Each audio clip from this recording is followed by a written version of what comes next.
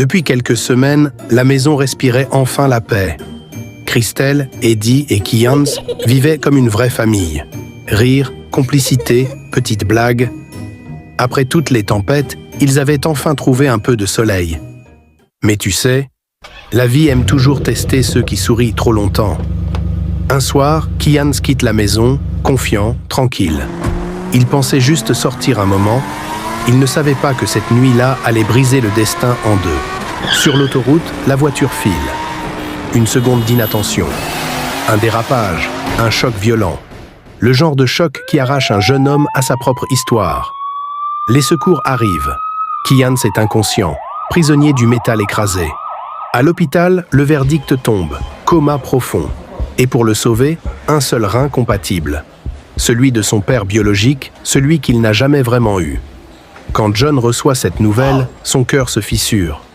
Toute sa vie, il a fui ses responsabilités. Mais cette fois, impossible de fuir. Il débarque à l'hôpital, essoufflé, paniqué, les yeux pleins de regrets. Et sans hésiter une seconde, il signe. Il donne son rein. Il donne sa vie. Dans la salle d'opération, John ferme les yeux, avec la paix d'un homme qui sait qu'il s'apprête enfin à faire quelque chose de juste. Son cœur s'arrête doucement, comme s'il chuchotait un dernier pardon. Quand Eddie entre et voit son corps sans vie, il se brise. Il s'écroule, prend sa main et pleure.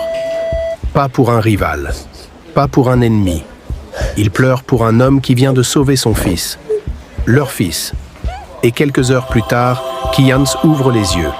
Vivant, ignorant encore que son premier souffle du jour, c'est John qui le lui a donné. Christelle le serre contre elle, tremblante, entre joie et douleur. Parce qu'elle le sait, la vie vient de prendre un homme. Pour en sauver un autre, dans ce genre d'histoire, il n'y a pas de héros parfait, juste des sacrifices, que personne n'oubliera jamais.